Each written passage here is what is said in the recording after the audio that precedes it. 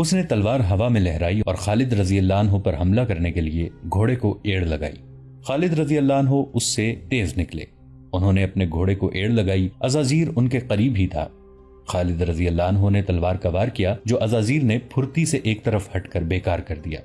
اس کے بعد خالد رضی اللہ عنہ نے ہر طرف سے آ کر اس رومی سالار پر وار کیے، مگر وہ بڑی پھرتی سے ادھر ادھر ہو کر وار بچاتا رہا۔ اس نے بعض وار اپنی تلوار پر روکے۔ مورخ واقدی نے اس دور کی تحریروں کے حوالے سے خالد رضی اللہ عنہ اور عزازیر کے مقابلے کو تفصیل سے بیان کیا ہے۔ عزازیر وار روکتا تھا، وار کرتا نہیں تھا۔ رومی لشکر سے تو داد و تحسین کا شور اٹھ ہی رہا تھا، مسلمانوں نے بھی عزازیر کی پھرتی کی داد دی۔ خالد رضی اللہ عنہ نے اپنا ہاتھ روک لیا۔ اے عرب کے سالار، عزازیر نے کہا، کیا میں تجھے قتل نہیں کر سکتا؟ میں تجھے زندہ پکڑوں گا اور تجھ سے یہ شرط منواؤں گا کہ تو جدھر سے آیا ہے اپنے لشکر کے ساتھ ادھر ہی چلا جائے۔ خدا کی قسم، اب تو میرے ہاتھوں زندہ گرفتار ہوگا۔ خالد رضی اللہ عنہ نے بھڑک کر کہا اور اس پر جھپٹے۔ عزازیر نے گھوڑے کو تیزی سے موڑا اور بھاگ نکلا۔ خالد رضی اللہ عنہ نے گھوڑا اس کے پیچھے ڈال دیا۔ عزازیر نے گھوڑا تیز کر دیا اور دونوں فوجوں کے درمیان چکر میں گھوڑا دوڑانے لگا۔ اب مسلمانوں کا لشکر نعرے لگانے لگا۔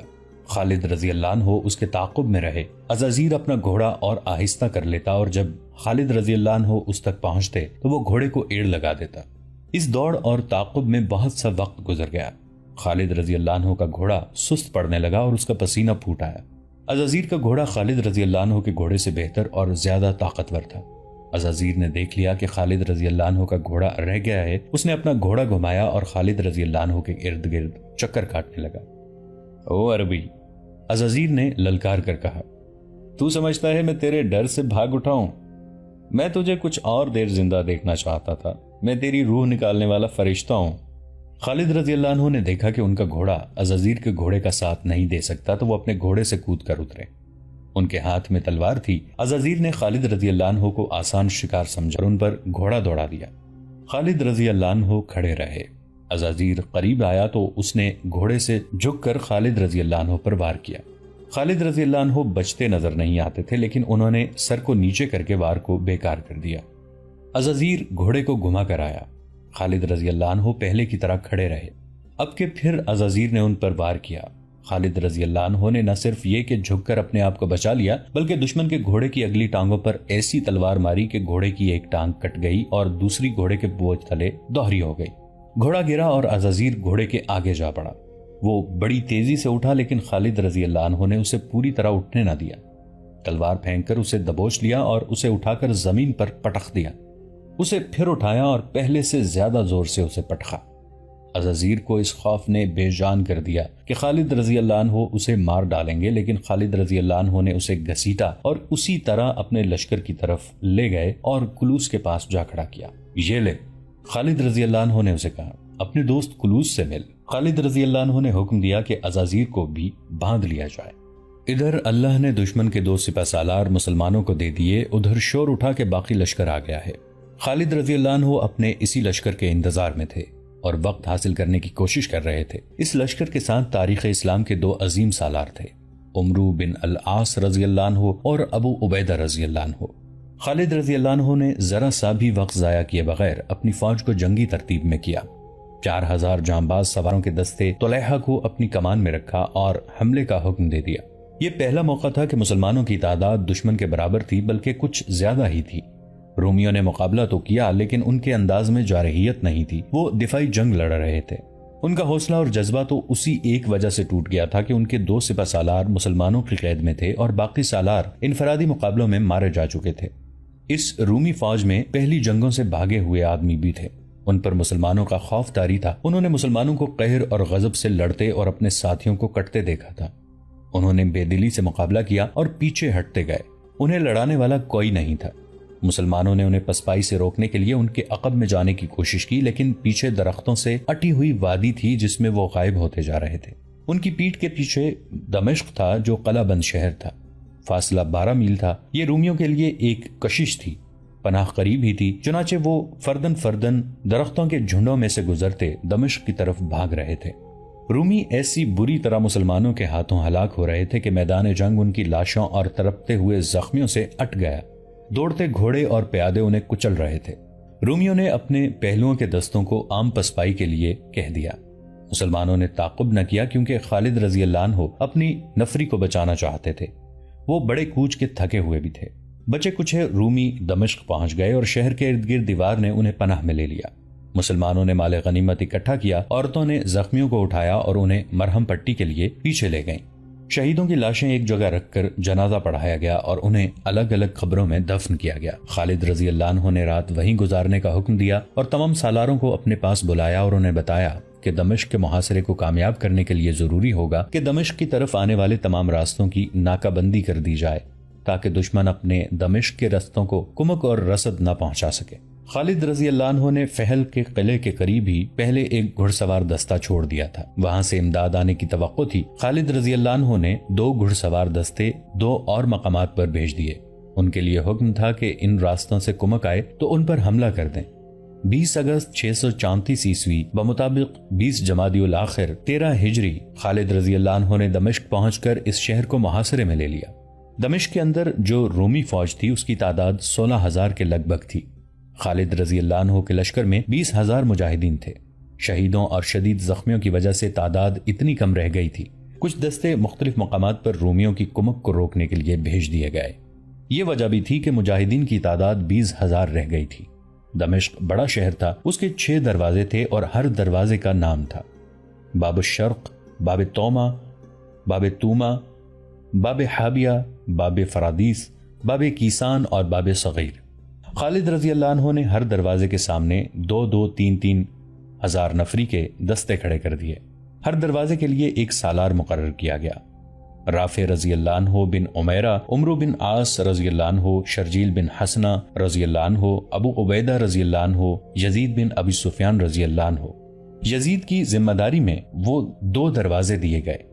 زرار بن الازور کو منتخب سواروں کا 2000 نفری کا دستہ اس مقصد کے لیے دیا گیا کہ وہ قلعے کے ارد گرد گھومتے پھرتے رہیں اور اگر رومی باہر آ کر کسی دستے پر حملہ کریں تو زرار رضی اللہ عنہ اس کی مدد کو پہنچیں۔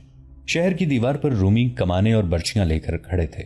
ان میں دوسرے سالاروں کے علاوہ دمشق کے دفاع کا ذمہ دار سالار توما بھی تھا جو شہنشاہ ہرقل کا داماد بھی تھا۔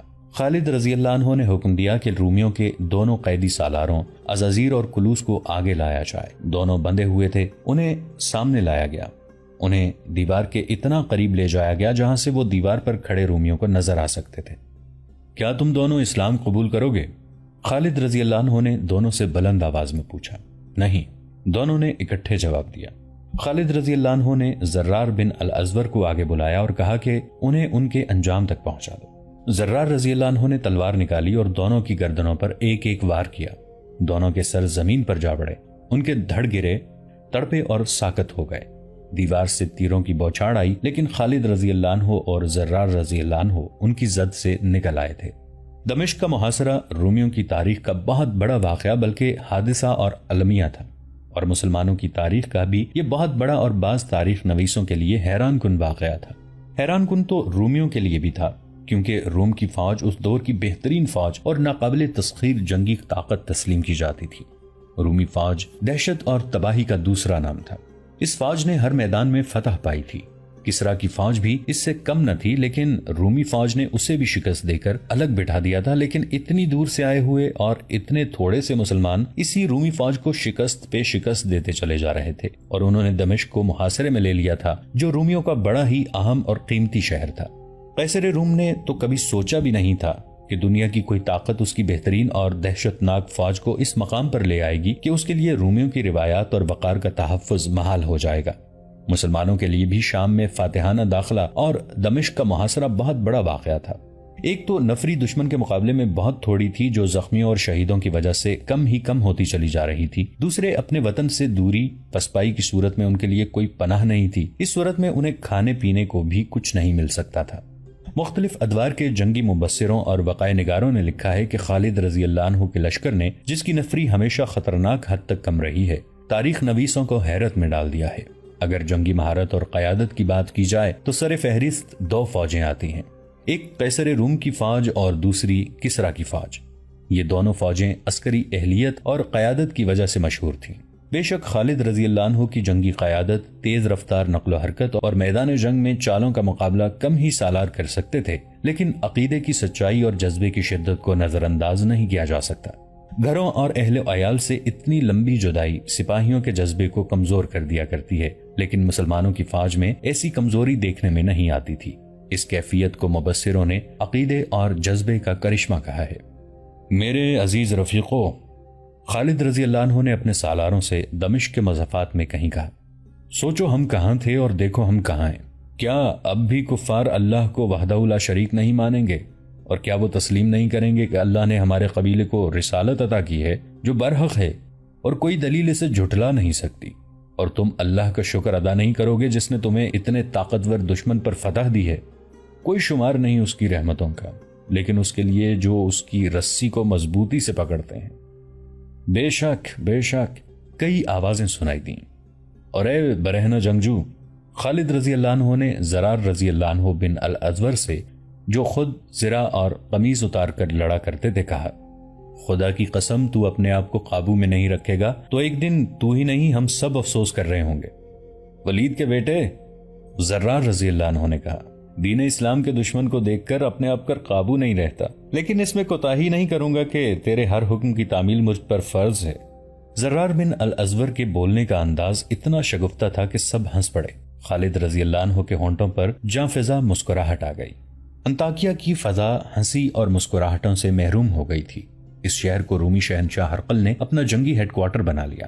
اسے جنگ کی جو خبریں روز مل رہی تھیں ان سے اس کی ذہنی اور جذباتی حالت ویسی ہی ہو گئی تھی جو مدائن میں شہنشاہ اردشیر کی ہوئی تھی، اور صرف شکست کی خبریں سن سن کر وہ صدمے سے مر گیا تھا۔ مرج الصفر میں رومیوں کو جو شکست ہوئی تھی اس نے تو ہرقل کو باولا کر دیا تھا۔ پھر اسے اپنے سالاروں کے مارے جانے کی اطلاعیں ملنے لگیں۔ عزازیر زندہ ہے، ہرقل نے بڑے جوش سے کہا۔ کلوس ہے، یہ دونوں عرب کے ان بدوں کو دمشق تک نہیں پہنچنے دیں گے۔ شہنشاہ معظم، محل سے آئے ہوئے قاصد نے کہا، وہ دونوں زندہ نہیں۔ کیا تم مجھ سے یہ جھوٹ منوانا چاہتے ہو؟ ہرقل نے غضبناک آواز میں کہا، کیا تم جھوٹ کی سزا سے واقف نہیں؟ سب کچھ جانتے ہوئے یہ خبر سنا رہا ہوں شہنشاہ معظم، قاصد نے کہا۔ ان دونوں کو مسلمانوں نے زندہ پکڑ لیا تھا اور دونوں کو انہوں نے دمشق کی شہر پناہ کے قریب لا کر قتل کر دیا ہے۔ اور میری بیٹی کے خامند کی کیا خبر ہے؟ شہنشاہ ہرقل نے اپنے داماد سالار توما کے بارے میں قاصد سے پوچھا۔ سالار توما دمشق کے اندر ہیں، قاصد نے جواب دیا، اور محاصرہ توڑنے کی کوشش کر رہے ہیں۔ دمشق کا محاصرہ ہم توڑیں گے، شہنشاہ ہرقل نے کہا۔ ہرقل نے انطاکیہ میں اسی لیے ڈیرے ڈالے تھے کہ فوج تیار کر کے جہاں بھی کمک کی ضرورت ہوگی وہاں فوج بھیجے گا۔ اس نے پہلے ہی لوگوں کو فوج میں بھرتی ہونے کے لیے تیار کرنا شروع کر دیا تھا۔ گرجوں میں پادری صرف اس موضوع پر واز کرتے رہتے تھے کہ لوگوں کا فوج میں بھرتی ہونا کتنا ضروری ہے۔ وہ کہتے تھے کہ عیسائیت کا خاتمہ ہو جائے گا، اور وہ اسلام سے لوگوں کو خوفزدہ کرتے تھے۔ خالد رضی اللہ عنہ جب دمشق کی طرف بڑھ رہے تھے اس وقت ہرقل نے اعلان کیا تھا کہ جو فوج تیار ہو گئی ہے وہ اس کے معائنے اور احکام کے لیے اسے دکھائی جائے۔ یہ فوج اس کے سامنے لائی گئی تو اس نے ایسے جوشیلے اور جذباتی انداز سے فوج سے خطاب کیا کہ سپاہی آگ بگولا ہو گئے۔ تمہیں کوئی شہنشاہ حکم نہیں دے رہا، شہنشاہ ہرقل نے کہا، یہ خدا کے بیٹے کا حکم ہے کہ اس کے دشمنوں کو تباہ کرو، صلیب کی آن پر مر مٹو۔ میں آج شہنشاہ نہیں، تم جیسا سپاہی ہوں۔ 9 ستمبر 634 عیسوی کا مطابق 10 رجب 13 ہجری کا دن تھا۔ دمشق کے محاصرے کا 11واں دن تھا۔ محاصرے کے 10 روز یہ سرگرمی رہی کہ دمشق کے کسی نہ کسی دروازے سے رومیوں کے 1-2 دستے باہر آتے اور مسلمانوں پر حملہ کرتے، لیکن زیادہ آگے نہ آتے۔ مختصر سی جھڑپ لے کر قلعے میں واپس چلے جاتے۔ خالد رضی اللہ عنہ نے ابھی قلعے پر کسی قسم کا حلہ نہیں بولا تھا۔ خالد رضی اللہ عنہ نے دیکھ بھال کے لیے ہر طرف جاسوس بھیج رکھے تھے۔ محاصرے کے 11ویں روز ایک جاسوس اس حالت میں خالد رضی اللہ عنہ کے پاس آیا کہ اس کا گھوڑا پسینے میں نہایا ہوا تھا، اور جب گھوڑا رکا تو کانپ رہا تھا۔ سوار کی اپنی حالت بھی کچھ ایسی ہی تھی، اس سے اچھی طرح بولا بھی نہیں جاتا تھا۔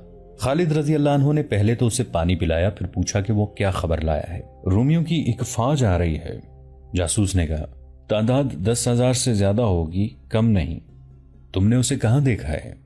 خالد رضی اللہ عنہ نے پوچھا۔ خمس سے آگے نکل گئی ہے، جاسوس نے جواب دیا، اور ایک جگہ کا نام لے کر اس نے کہا، ہمارا ایک دستہ وہاں موجود ہے، رومی فوج کل کسی بھی وقت وہاں تک پہنچ جائے گی۔ ہمارے دستے کی نفری اس کے مقابلے میں بہت تھوڑی ہے، اسی لیے میں کہیں ایک ثانیہ بھی نہیں رکا۔ ہمارا دستہ مارا جائے گا اور رومی دمشق تک آ جائیں گے۔ خالد رضی اللہ عنہ نے جاسوس کو رخصت کر دیا۔ ان کے لیے یہ خبر حیران کن بھی نہیں تھی، پریشان کن بھی نہیں تھی۔ انہیں معلوم تھا کہ ہرقل انطاکیہ میں ہے اور وہاں وہ آرام اور سکون سے نہیں بیٹھا ہوا، بلکہ وہ دمشق کو بچانے کے انتظامات کر رہا ہے۔ یہ رومی فوج جس کی اطلاع ایک جاسوس لایا تھا، انطاکیہ سے شہنشاہ ہرقل نے اپنے دمشق والی فوج کے لیے کمک کے طور پر بھیجی تھی۔ مورخوں نے اس کی تعداد 12,000 لکھی ہے۔ خالد رضی اللہ عنہ نے اسی توقع پر کہ رومیوں کی کمک آئے گی، دمشق کی طرف آنے والے رستوں پر پہلے سے ہی تھوڑی تھوڑی نفری کا ایک ایک دستہ بھیج دیا تھا۔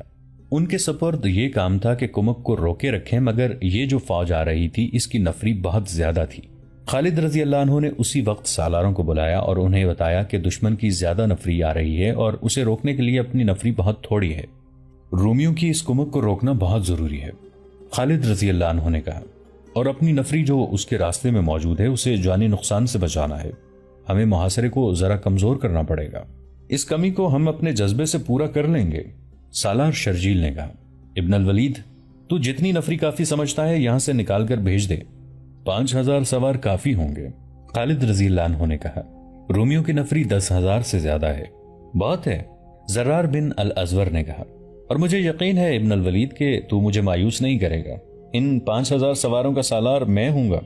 تیری خواہش کو میں رد نہیں کروں گا ابن الازور، خالد رضی اللہ عنہ نے کہا، لیکن احتیاط کرنا کہ جوش میں آ کر دشمن کی صفوں میں نہ گھس جانا۔ اگر ایسا ضروری ہو جائے تو تجھے پیچھے نہیں رہنا چاہیے، اور یہ بھی سن لے ابن الازور، اگر تو نے دیکھا کہ تو دشمن کو نہیں سنبھال سکے گا تو فوراً کمک مانگ لینا، میں بھیج دوں گا۔ وہاں پہلے بھی ایک دستہ موجود ہے، اسے بھی اپنی کمان میں لے لینا۔ یہ ساری نفری تیرے ماتحت ہوگی، اپنا نائب خود ہی چن لے۔ رافع بن عمیرہ، زرار رضی اللہ عنہ نے کہا، لے جا اسے، خالد رضی اللہ عنہ نے کہا، اور اتنی جلدی وہاں پہنچ جیسے تو اڑتا گیا ہو۔ زرار بن الازور رضی اللہ عنہ کو درہ عقاب یعنی شنعیت العقاب کے قریب پہاڑی علاقے میں 5,000 سواروں کے ساتھ پہنچنا تھا۔ وہ جگہ دمشق سے کم و بیش 20 میل دور تھی۔ زرار رضی اللہ عنہ تو جیسے اڑتے ہوئے وہاں پہنچ گئے۔ انہوں نے وہاں جو نفری موجود تھی اسے بھی اپنی کمان میں لے لیا۔ یہ علاقہ پہاڑی ہونے کی وجہ سے گھات کے لیے موزوں تھا۔ رومی فوج ابھی تک وہاں نہیں پہنچی تھی۔ زرار رضی اللہ عنہ نے بڑی تیزی سے اپنی تمام نفری کو گھات میں چھپا دیا۔ اس کے ساتھ ہی اس روز کا سورج غروب ہو گیا۔ زرار رضی اللہ عنہ نے سنتری اس ہدایت کے ساتھ مقرر کیے کہ وہ ٹیکریوں اور چٹانوں کے اوپر چلے جائیں، باہر نہ جائیں۔ پوری احتیاط کی جا رہی تھی کہ دشمن کو گھات کا پتہ نہ چلے۔ رات گزر گئی، صبح طلوع ہوئی اور اس سے تھوڑی ہی دیر بعد دشمن کی فوج آ گئی، اور یہ صحیح معنوں میں فوج تھی۔ نفری زیادہ، تنظیم نہایت اچھی۔ دیکھا گیا کہ اس فوج کے ساتھ بے شمار گھوڑا گاڑیاں تھیں جو سامان سے لدی ہوئی تھیں، اور اونٹوں کی تعداد بھی بے حساب تھی جن پر بوریاں لدی ہوئی تھیں۔ یہ بعد میں پتا چلا تھا کہ یہ سامان خردونوش تھا جو دمشق جا رہا تھا۔ خالد رضی اللہ عنہ دمشق کے اندر اسی صورتحال سے بے خبر تھے کہ رومیوں نے دمشق کا دفاع تو بڑا اچھا کیا تھا، لیکن شہر میں رسد اور خوراک کی اتنی کمی تھی کہ 10 دنوں کے محاصرے میں ہی شہری ہر چیز کی قلت محسوس کرنے لگے تھے۔ ہرقل کو اطلاع مل چکی تھی، اس نے کمک بھیجی اور اس کے ساتھ خوراک کا ذخیرہ بھی بھیج دیا۔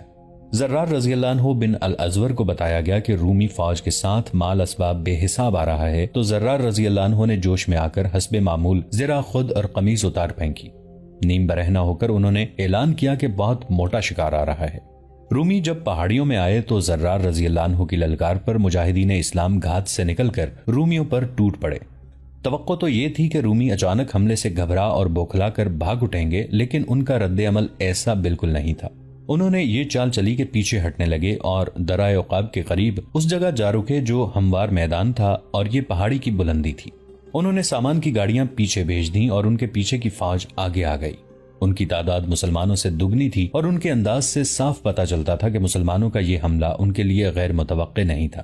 وہ اس کے لیے تیار تھے۔ انہوں نے قدم جما لیے۔ زرار رضی اللہ عنہ بن الازور نے دشمن کو اس کیفیت میں دیکھا کہ اس نے نہ صرف یہ کہ حملہ روک لیا ہے، بلکہ وہ سامنے سے بھی اور دائیں بائیں سے بھی حملے کر رہا ہے۔ دوستو،